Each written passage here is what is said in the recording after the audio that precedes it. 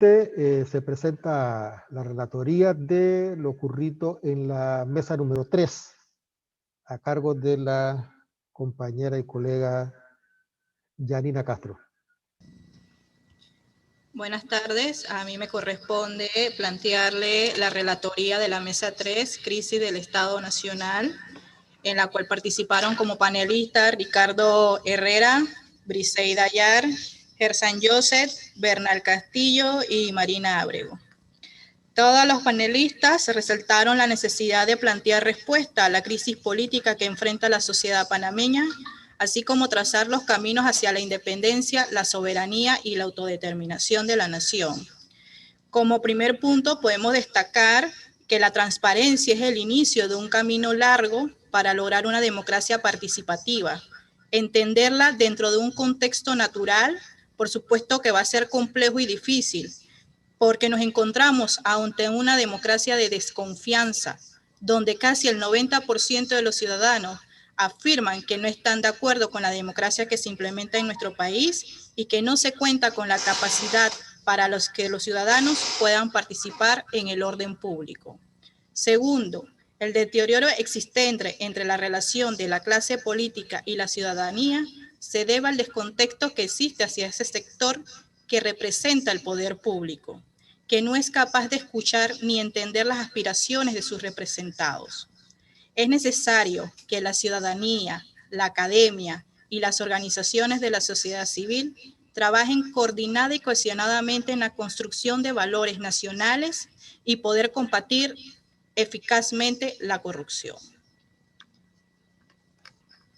Tercero, la crisis del Estado Nacional es un tema complejo que requiere de acciones sociales organizadas que promuevan una democracia libre de corrupción. Asimismo, un abordaje integral de los problemas de seguridad ciudadana, de integración social, de respeto a la interculturalidad, a la diversidad étnica, a los procesos de rendición de cuentas a través de mecanismos de transparencia y fiscalización. Cuarto, abordar cuestiones relativas a las limitaciones que impiden el desenvolvimiento de la nación panameña en su estructura soberana. Prestar atención a lo que está impidiendo el desenvolvimiento estatal, soberano y nacional. Sobre este tema, cabe aclarar que la crisis que atraviesa el Estado panameño es uno de los aspectos más difíciles de resolver, pues en los imaginarios sociales existen transformaciones ligadas a la corrupción que han ocasionado que se pierda de foco el problema central de la legitimación del Estado y la negatividad de la clase dominante de introducir cambios o modificaciones sustanciales en el orden político, social y cultural. Sexto, se requiere un análisis histórico de la trata transatlántica de esclavos hacia América, que ocasionaron una serie de impactos en las generaciones siguientes que se expresan en exclusión social, pobreza, estimación, desprotección, invisibilización, que afirmó que la dominación ha utilizado y sigue utilizando elementos de control social que se mantienen de una forma naturalizada a través de la discriminación estructural. Es necesario enfatizar elementos de control social que están borrando nuestra historia. Es necesario que la educación sea utilizada para visibilizar los aportes de poblaciones excluidas, como los indígenas, los negros y otras etnias que han sido invisibilizadas a través de la historia y subordinadas a través de los medios de producción y los medios de comunicación. 8. Es necesario y urgente pactos sociales que surjan desde la presión de distintos grupos sociales que evidencien la pobreza, el no acceso a la salud, a la educación, a la deficiencia en los servicios básicos, los que han convertido a Panamá en uno de los países más desiguales de la región. Estas situaciones son apremiantes por los momentos en que se viven mundialmente y del cual no escapa Panamá. No se han podido resolver ni solventar las necesidades apremiantes de la población. Por eso se hace un llamado a un nuevo pacto social en que distintos sectores de la sociedad panameña estén incluidos de manera equitativa, de tal forma que los sectores más vulnerables se vean beneficiados por las riquezas producidas en Panamá. Esta mesa concluyó en que es necesario el diálogo desde una postura crítica, con conciencia política, situando a la educación como espacio garante de transformaciones del pensamiento colectivo, y para ello es necesario considerar el análisis de las dimensiones sociales, económicas y políticas para la búsqueda de nuevas formas de organización para lograr la refundación de la República.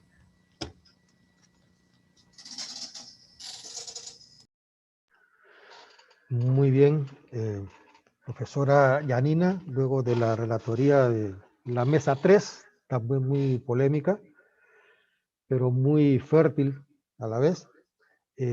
Pasamos a la presentación de los proyectos de resolución en primer lugar y de declaración final en segundo término.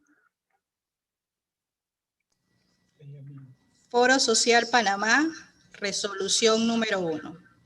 El Foro Social de Panamá, reunido los días 14 y 15 de agosto de 2020 por vía virtual, en atención a los planteamientos emitidos en las conferencias inaugurales y mesas de discusión, y tomando en cuenta la necesidad de manifestar, de abrir un amplio debate sobre los ejes estratégicos que deben abordarse en un proceso constituyente dirigido a refundar la República de Panamá, considerando: 1.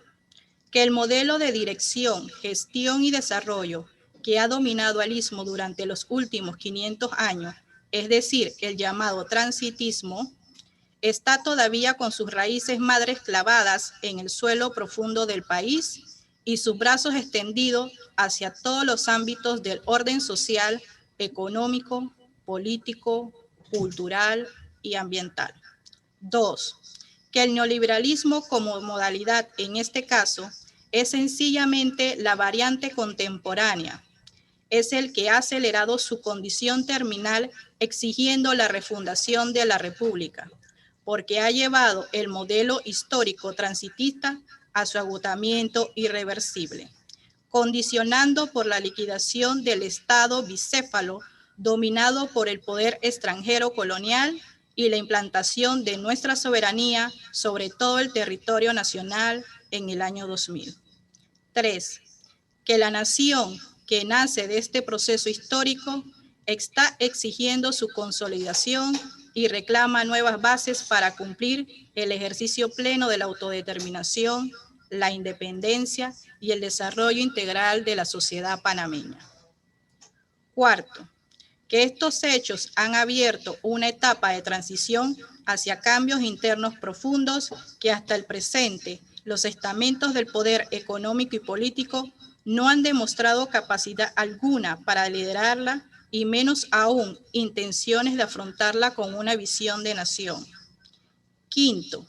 Que es desde esta perspectiva que al movimiento social panameño le corresponde entrar en materia de la constituyente, comenzando por el proceso de consensuar los asuntos centrales que deben resolverse desde el ámbito que le corresponde, la estructura de poderes de la sociedad y sus procedimientos de dirección y gestión.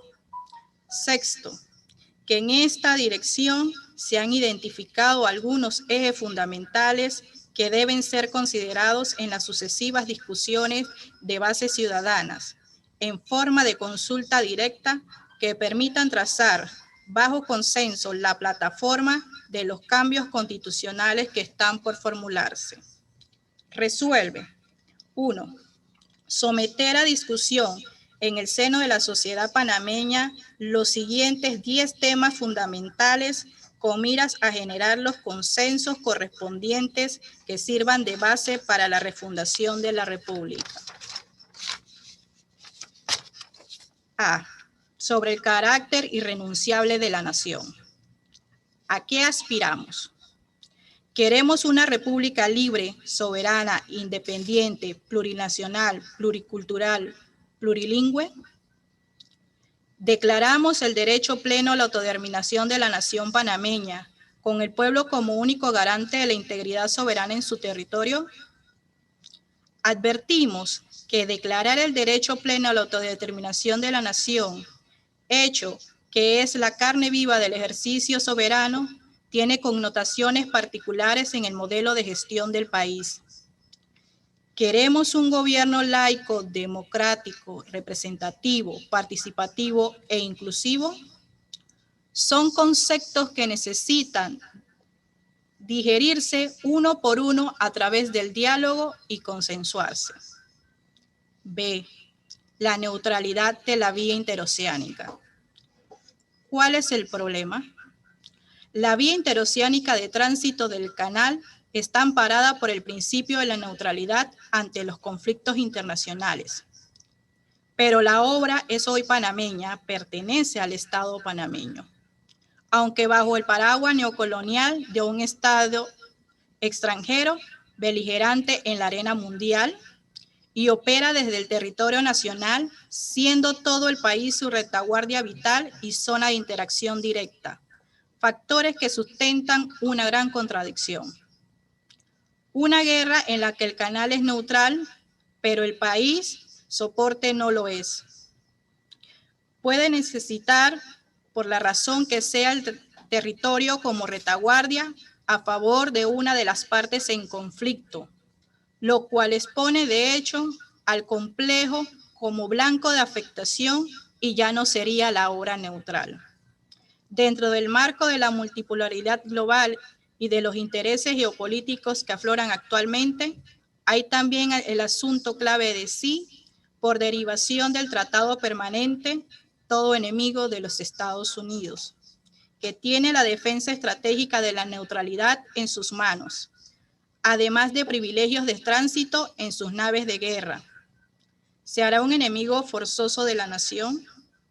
¿Es entonces necesario o no declarar neutral a la nación para fortalecer el principio de neutralidad del canal? Sin duda, que es otro de los dilemas inevitables a resolver. C. La autoridad del Canal de Panamá. La autoridad del Canal de Panamá goza actualmente de una autonomía constitucional que le ha permitido esquivar los embates del retraso político, económico y ambiental del país. Algunos consideran que esto fue una buena decisión, pero otros que se exageró la nota, porque el cordón umbilical que une la vía al Estado panameño es extremadamente delgado y lo maneja finalmente el presidencialismo, que expresa el querer de grupos hegemónicos internos junto a intereses internacionales, sin ninguna participación del ciudadano panameño, que es su verdadero accionista. Toca así consensuar la mejor ecuación para resolver esta contradicción, después de 20 años de operación y experiencia. Toca así consensuar la mejor ecuación para que desde otro punto se responda a una pregunta muy extendida. ¿Es suficiente que la ACP entregue los excedentes de sus ingresos al Estado panameño y garantice el agua de consumo ciudadano al conglomerado del corredor interoceánico para cumplir satisfactoriamente el requisito del uso más colectivo de la riqueza recibida de la exzona del Canal de Panamá? D. Sobre la estructura para la gestión del poder político. El hiperpresidencialismo es grave, pues hay un ejecutivo que goza de superpoderes sin control por los otros, incluyendo el poder ciudadano. ¿Qué mecanismo de control se le debe imponer al ejecutivo y qué funciones otorgarle para cumplir con eficiencia su tarea sin extralimitar su deber democrático y transparente con la nación? ¿Será oportuno que el presidente comparta su poder con un primer ministro, jefe de gobierno? En las polémicas públicas sobre los problemas de la corrupción, ha aparecido que no hay suficiente mecanismo de control ciudadano sobre sus elegidos. ¿Qué puedo proponer al respecto? Cabe considerar, y como parte de la democracia directa, la renovación del mandato por parte de la fase ciudadana en todos los cargos de elección, así como la auditoría social de los funcionarios públicos. ¿Qué estructuras y mecanismos operan al poder legislativo para que sea realmente representativo del poder ciudadano que lo exige. ¿Cómo lograr que el interés nacional surgido desde las comunas y organizaciones de base llegue al poder legislativo e impacte en las leyes? Esto lo abordó de alguna manera la Constitución de 1978 a relacionar mediante delegados la Cámara del Poder Comunitario de los Representantes de Corregimiento con la Cámara Legislativa, conteniendo esta última un sector de legisladores provisionales. Asimismo, al representante de corregimiento se le obligaba a trabajar con una estructura comunitaria de juntas comunales y locales que lo vincularan al interés de sus bases. La institucionalidad de los partidos políticos solo existe para el sistema electoral, reduciendo su papel al acto votante de la sociedad. Desde este punto de vista, los partidos sobreviven o no. Obtienen recursos más o recursos menos del Estado. Su estrategia de conductores del cambio social no existe, siendo simples pantallas políticas para amamantar el status quo del sistema. No obstante, el partido moderno está concebido sobre todo como fuente de liderazgo, propagandista y conductor político de estamento de la sociedad. Decía el general Torrijos que debe ser el torrente sanguíneo, es decir, el que lleva el oxígeno del progreso social y el cambio a la sociedad.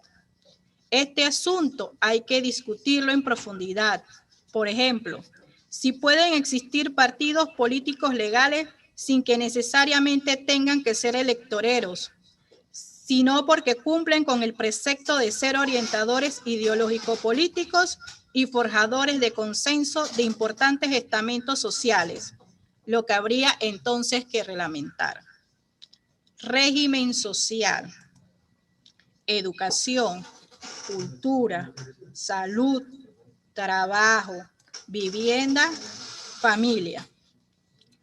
Asegurar el derecho al trabajo de todo ciudadano económicamente activo es tarea irrenunciable y obligatoria del Estado. Hay que discutir cómo incluir este principio en la Constitución de forma que opere, porque si no queda en la teoría. Cabe añadir que esta tarea está vinculada de manera directa con la calidad del capital humano, que depende de la educación, la salud y la vivienda. Son pues tres columnas de un derecho fundamental que no puede soslayarlo el Estado en beneficio de la calidad de la fuerza de trabajo nacional. Si el trabajo es un derecho, la productividad es un deber que al Estado le toca promover, creando las condiciones sociales necesarias y suficientes para cumplir tal objetivo: transporte, vivienda, salud, educación continua, esparcimiento, organización innovadora y científica del sistema productivo. En este marco, es menester discutir también la obligatoriedad constitucional de las convenciones colectivas entre el capital y trabajo, incorporando no solamente ajustes de salario, pues este regresa finalmente a quien lo paga a través del comercio y la banca crediticia, sino también el bienestar social y calidad en la vida del trabajador. Y hoy día existen indicadores estadísticos de la calidad de vida. Se necesita igualmente consensuar los ejes constitucionales sobre los cuales levantar una educación científica, popular y patriótica, que eleve el pensamiento crítico y fortalezca la identidad nacional en el camino de posicionar a nuestra sociedad del perfil común que nos relaciona y cohesiona como nación. Se debe considerar en particular la obligatoriedad y gratuidad de la educación, al menos hasta el nivel de bachillerato, y que la más alta calidad de la enseñanza corresponda a la educación pública. En el ámbito cultural de la tecnología y el arte, hay que revisar primeramente los lineamientos del Estado para la innovación tecnológica y la investigación científica. El Estado no solamente debe promover y formular políticas destinadas al desarrollo de la ciencia y la tecnología, para lo cual debe acceder un porcentaje mínimo del presupuesto anual, sino que debe basar sus políticas de gobierno en los resultados del trabajo científico de los centros de investigación nacional. En relación al arte, que representa el goce y enriquecimiento del espíritu, es necesario implementar su fomento desde la niñez, elevar la apreciación crítica de su calidad por nuestro pueblo y garantizar su profundo contenido ético, así como la expresión de sus formas nacionales, respetando la pluriculturalidad cultural. Con relación a la salud, como derecho humano, debe ser responsabilidad integral del Estado, haciendo énfasis en la salud preventiva. Le compete así al Estado garantizar que ésta llegue a todos por igual y en consecuencia debe ser revestido con los recursos y la suficiente autoridad en el ámbito para el cumplimiento de esta disposición.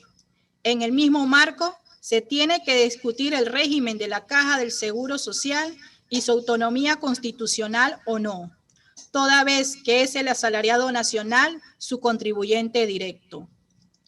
La familia debe ser considerada por el Estado como la primera base de la sociedad, forjadora de valores y ciudadanía, y desde este ángulo debe protegerla garantizando los medios básicos de subsistencia, así como la maternidad, la salud física, mental y moral de los menores.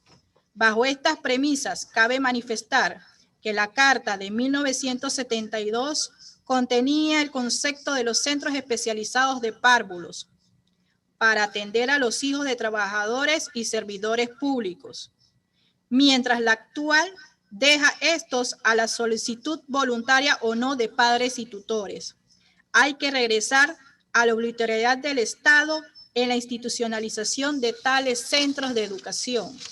Finalmente, se debe discutir constitucionalmente las obligaciones del Estado en la atención de los adultos mayores y las personas con discapacidad. En cuanto al régimen económico, lo primero es discutir si se sigue o no con el régimen actual unilateral, atado exclusivamente al sector privado, o pasamos a un régimen mixto que conjugue el sector estatal, que debe dominar los ejes estratégicos de la economía, con el privado y el social cooperativo. Esto también hay que reflexionar no solamente en función de dar un impulso más integral y dinámico al desarrollo, sino también de generar una mejor distribución de la riqueza. Las reglas entre los tres sectores económicos habría que ordenarlas. Definir si seguimos con el Estado solo regulador de las fuerzas ciegas del mercado o pasamos a un Estado rector, planificador y promotor de la economía con competencias suficientes para definir los espacios de la actividad de los diferentes sectores de la economía y garantizar el uso racional y equitativo de los recursos que necesita cada uno. La Constitución de 1972 establecía en su artículo 241 que el ejercicio de las actividades económicas corresponde primordialmente a las particulares, pero el Estado las orientará, dirigirá, reglamentará, reemplazará o creará según las necesidades sociales, con el fin de acrecentar la riqueza nacional y de asegurar sus beneficios para el mayor número de los habitantes del país. Agregaba enseguida que el Estado planificará el desarrollo económico y social. Este último principio ya no existe, lo que deja inoperante el primero. Sobre el tapete de las conversaciones se debe poner el problema de la tributación al Estado, pues sucede que los mecanismos actuales contienen vicios que privilegian al acaudalado empresario. Se observa claramente que el sector que más gana menos tributa al fisco, pero es el que decide en la práctica por todos en la orientación de las políticas del país. Este desequilibrio entre la acumulación de la riqueza y la contribución al Estado, que allana las mejores condiciones para la plutocracia, hay que resolverlo.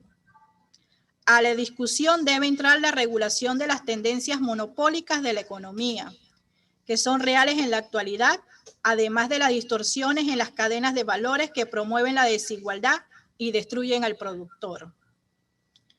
Régimen agrario. El régimen agrario debe volver a la doctrina: la tierra es para quien la trabaja, no para los parásitos rentistas. Vale discutir si se regresa también al criterio de la Constitución de 1972, cuando le otorgaba la potestad al Estado de velar por la distribución racional del suelo, de modo que aseguraba su uso más productivo y el derecho de todo productor a una existencia decorosa. Esto ha sido cambiado por una fórmula light que va de la responsabilidad directa del Estado en el cumplimiento del hecho. Asimismo, hay que garantizar constitucionalmente la prioridad del mercado nacional para el productor nativo y el compromiso del Estado con la seguridad y la soberanía alimentaria. Hay que tomar en cuenta que no somos un país con extensos suelos ricos en nutrientes. La gran mayoría tiene vocación de bosques y además tenemos un clima cuyas variables condicionan la distribución territorial y temporal de agua de forma desigual. La explotación agraria debe darse entonces bajo la estricta racionalidad de los recursos correspondientes al uso productivo con el mayor rendimiento, lo cual significa que la riqueza natural hay que distribuirla equitativamente de acuerdo con su vocación y uso, a la vez que el productor debe acceder a las tecnologías apropiadas y ambientales sostenibles para elevar la calidad. Las reglas deben apuntar más que a establecer un principio por el que hay que velar, a formular cómo hacerlo operar. Se deben examinar las regulaciones en las relaciones de propiedad sobre los recursos naturales de uso agrario y su explotación, así como los incentivos para el cumplimiento de la resiliencia ambiental de los mismos. Hay que establecer mandatos claros para el fomento de la agroecología intensiva bajo una estricta administración del agua, del suelo y de los servicios ambientales de la naturaleza. Sobre el sistema judicial. En este terreno, el centro de gravedad lo ocupa la independencia e imparcialidad que debe revestir este poder en el ejercicio de sus funciones, así como la responsabilidad que tiene el sector respecto al cumplimiento de las reglas de las instituciones democráticas y de los deberes y derechos del ciudadano. Un tema inevitable es la necesidad de despolitizar la institucionalidad judicial, a la vez que desjudicializar la política y exigir la rendición de cuentas de los magistrados y jueces.